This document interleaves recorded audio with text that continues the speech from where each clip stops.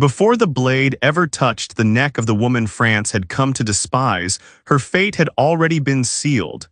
Ending her life wasn't enough. Her identity had to be wiped away, turned into a public spectacle of humiliation. Marie Antoinette, the once radiant Archduchess of Austria who had lit up the halls of Versailles with her laughter, was now being forced to walk the path backward. From the splendor of a golden throne to the rough wooden cart reserved for the condemned.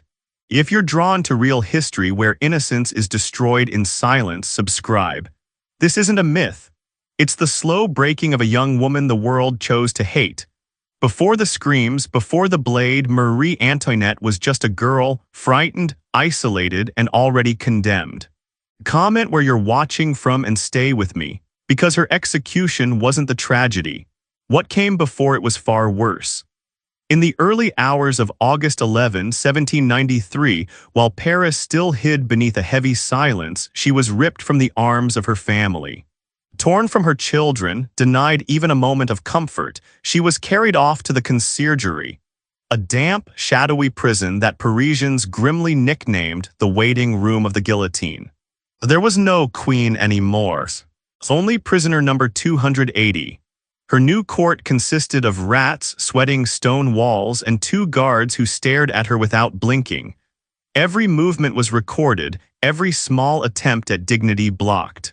The hours melted into one another under the constant dripping from the ceiling, mixed with the muffled whispers of other prisoners awaiting their turn outside.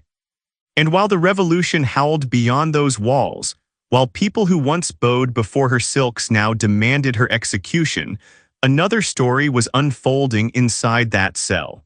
The story of the woman behind the symbol. A woman forced to face not only death, but a deliberate attempt to crush her spirit before she reached the scaffold. This is the story of what they subjected Marie Antoinette to before the guillotine claimed her. A story where humiliation clashed with dignity, and where, in the most unlikely place, she discovered her final crown in the quiet endurance of suffering. Time no longer followed clocks. It was measured by the thud of guard boots and the distant murmur of the Seine brushing against stone. Marie Antoinette lived in a cramped, soaked cell where moisture clung to everything, the walls, the blankets, even her own skin. A pile of straw served as her bed. A single candle became her only companion. A wooden screen half divided the room, and behind it she was expected to dress and undress, but even this faint shred of privacy was forbidden. 2 soldiers stood watch day and night, denying her the right to be unseen. She slept under their eyes. She ate under their eyes. The surveillance wasn't merely control. It was a reminder that she was no longer queen, no longer mother, barely even considered human, just a body under guard. News from the outside faded into distorted murmurs, echoes from a world that had moved on without her. Yet one memory remained painfully alive. One wound that refused to close, the memory of her son, Louis Charles. Only a month earlier, in the Temple prison, revolutionaries had stormed his room past midnight, searching for the little prince. Marie Antoinette had thrown herself over him, pleading desperately, "He's only a child." Her cries meant nothing. The guards tore her away as the terrified 8-year-old was dragged from her arms. His screams stayed trapped inside her mind, replaying endlessly in the darkness. She would never see him again. Something inside her cracked that night, not the queen, but the mother. Among the handful of objects she hid from the guards, she kept a tiny portrait of her son and a lock of his hair tucked inside her corset. It was her relic, the last ember of warmth in a world frozen by fury. Her only source of human kindness was Rosalie Lamorlière, a young servant assigned to care for her. Rosalie later confessed that the queen only broke down when she spoke of her children. Then the facade of royalty fell away, revealing a devastated mother whispering her children's names like a prayer. Even this vulnerability became a game for her captors. They mocked her, taunted her with crude comments, laughed about her executed husband. Every insult was meant to wound her. Every silence was her attempt to resist. But in that suffocating cell, surrounded by hostility, Marie Antoinette began bending her pain into defiance. She learned to move slowly, speak softly, show no fear. Those watching her expected a shattered woman. Instead, they saw someone who, even stripped of crown and title, still carried a strange, unspoken authority. Sometimes, when the others slept, she stared at her candle's trembling flame. In its faint glow, she replayed her entire life. The grand balls, the embroidered gowns, her children laughing in the palace gardens, and the rising tide of resentment. That had been swelling just outside Versailles. When had everything begun to unravel? When had they stopped being people and become symbols of hatred? No answer ever arrived. Only dawn. And with it, another day inside that tiny stone coffin. Beyond the walls, she heard the city, vendors shouting, revolutionary drums, the distant bells of Notre Dame reminding her that life went on without her. And so 76 days passed. 76 dawns without hope. During those long weeks, the woman once despised by an entire nation was stripped of everything that made her human. Yet from that stripping, something unexpected formed. A quiet, almost sacred composure.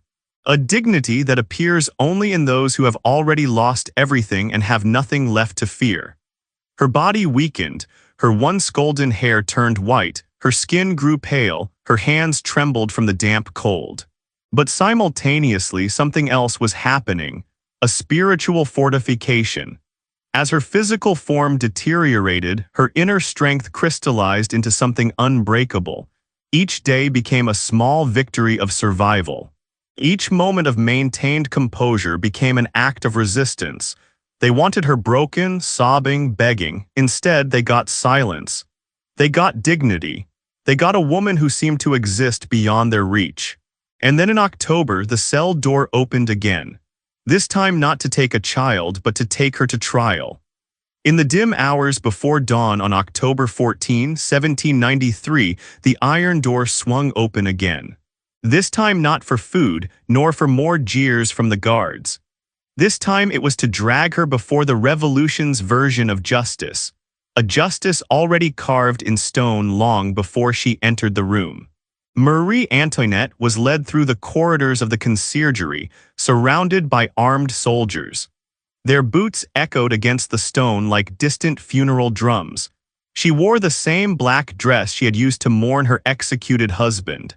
Yet her steps remained calm, almost unnervingly composed. People peered at her from shadowed corners.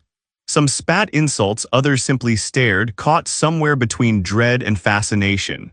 The revolutionary tribunal, crammed with spectators, looked more like a stage than a courtroom. Flickering torches lit up the judges' faces, rigid and expressionless as carved marble. And across from them, on a plain wooden bench, sat the woman who had once been Queen of France. No jewels now, no crown, only a thin, pale figure with a ghost-like dignity that refused to fade. Prosecutor Antoine Quentin Fauquier Tinville opened the proceedings with a voice meant for spectacle. His words dripped with malice, every sentence crafted to provoke roars from the crowd. He listed the accusations with theatrical precision. Treason, conspiring with foreign enemies, wasting the nation's money, corrupting the morals of France. Every phrase drew waves of cheers, jeers, and pounding fists. But no one cared about facts. The revolution needed a villain, a body on which to pin years of hunger, taxation, and war. And she was the chosen emblem.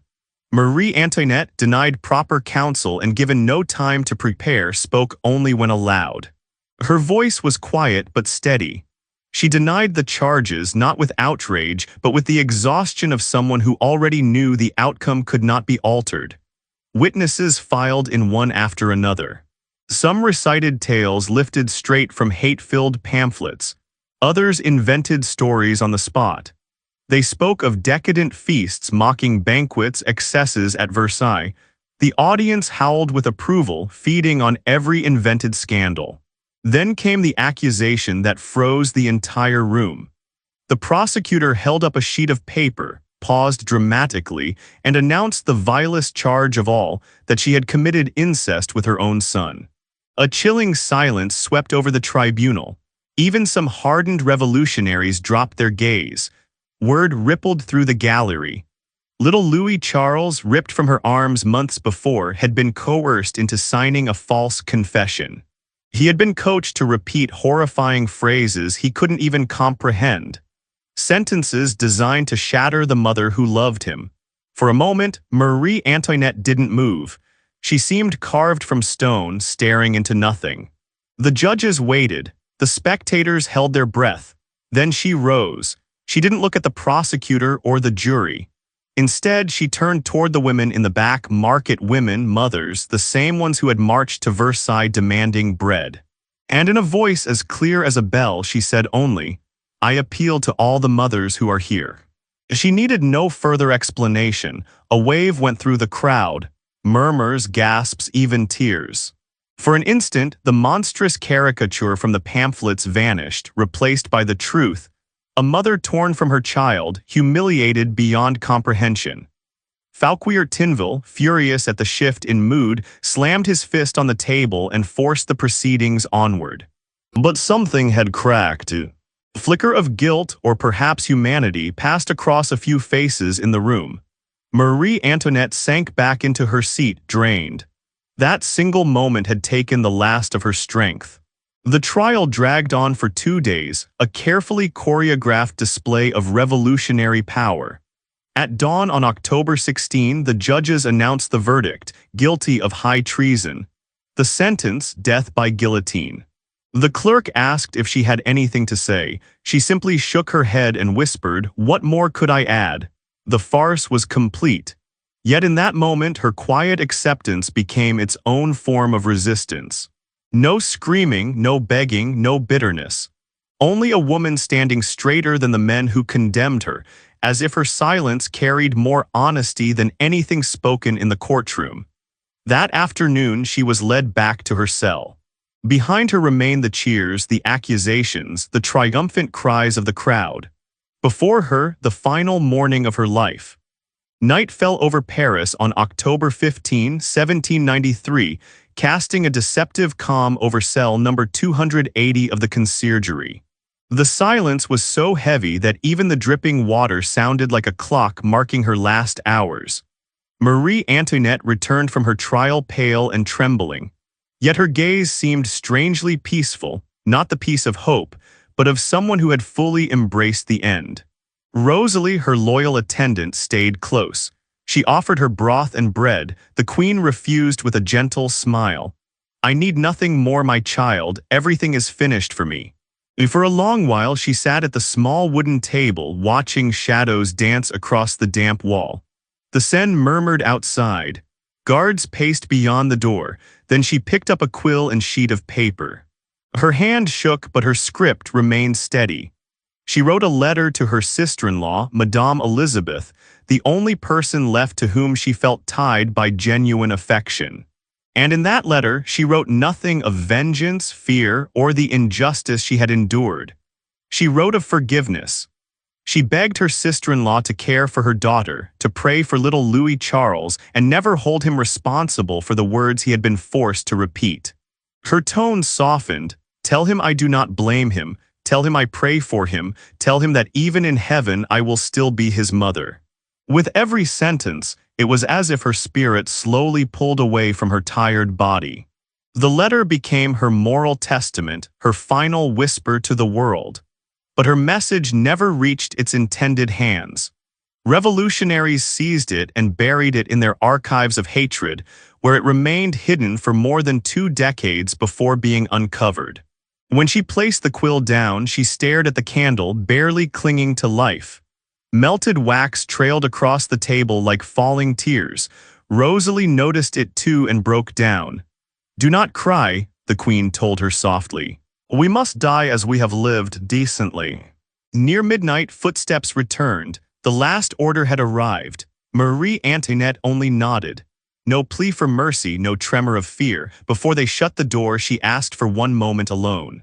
Kneeling, she prayed, not for herself, but for her children. At that moment, she was no symbol, no monarch. She was simply a mother preparing to let go. If this story moved you, support the channel by subscribing and liking the video.